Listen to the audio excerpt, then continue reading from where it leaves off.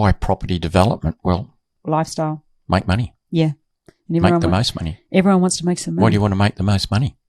Most people say, well, I want a better life. That's lifestyle.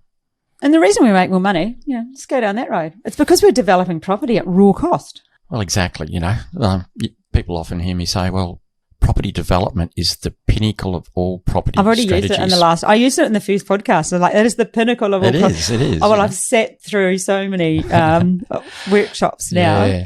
But I can recite them, Yeah, I know. But I mean, that's where the big companies make money. Yep. Move Act, Lend Lease, Australian. What do they do? Property development. Yeah. They're not stupid. No. They know where the big bucks are. It's where the big bucks are, Bob. Yeah, that's where the big bucks are in property development. But you don't have to do giant projects like they do. No. You could do a little 2-lot subdivision. Do a 2-lot subdivision and build 2 houses if you want to step it up a bit further. Mm.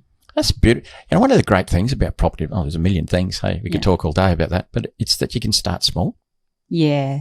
Yeah, just a 2-lot subdivision. Maybe you move a house sideways and cut another block of land off. Maybe you knock an old house over and cut it into 2 lots. Mm.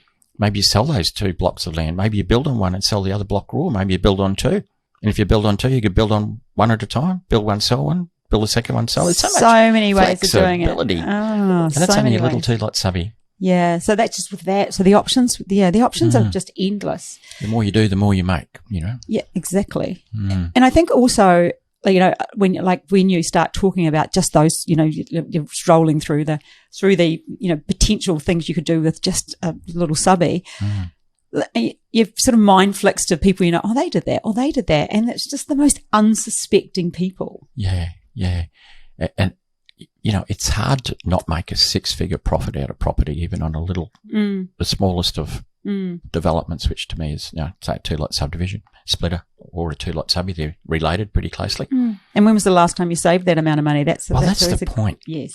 People might be on $100,000 a year, but how much do you actually have in the bank at the end of the year? Mm. Or if you're on 60, how much do you have in the bank at the end of the year? That's the beautiful thing about, here's another one. Yeah, here he goes. You can do it a property development while you still have your day job. Yeah. You don't have to quit and then go and do one. I mean, we've known people that do 2 or 3 small projects while they've still got a day job. Yes, before they decide to. A lot of people that we work with do want to step up and just become developers, and some are happy to stay there. But I think it's the high percentages to move across to developing. Would you agree? Mm.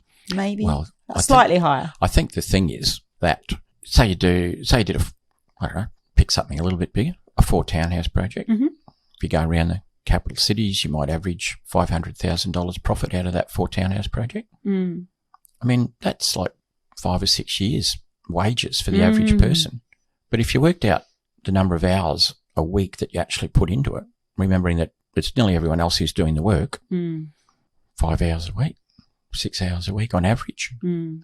A little bit heavier at the start finding it, but that's about it really, isn't it? Yeah, but I mean, how many hours are there? But the beautiful thing is, you could say it took you even 2 years to do that project. That's $250,000 a year, spread over Not 2 years, bad. $500,000, and you're working less than a day a week. Yeah.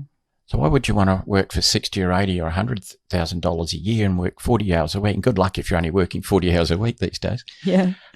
When you can do that, and you can start by doing one while you've got a day job. And that's why I think a lot of people move across, is because they realise they're making so much more money out of that than they are out of the day job, unless you're absolutely passionate about your day job. Mm. And sometimes initially to get started, they need the day job for serviceability. That's a good idea. A little bit of a starting point. It would depend on, getting a structure. Getting started, you need finance. And the bank likes it if you've got a job. Yeah, banks do like that. Mm. But back to developing it at raw cost, raw cost. You said it. That's exactly what you said before. I mean, who wants to pay retail price? Well, 98% of the market don't have a choice.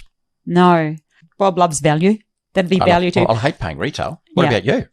I love a good sale. You do love a good sale. I do. Oh, I do love a good sale. The good news is yes, that next month is what? The end of the financial year. What's that is so many sales next to Christmas. Month. It's the sale. The best time of year ever. Best time. You get some great deals end of the financial year. I've got so many clothes I don't need to put into my wardrobe coming up. Yep. You need another wardrobe probably. Oh, God, That's one of the first things you buy, just, Well, I like a sale. So, the idea of developing really getting the property at raw cost appeals to me.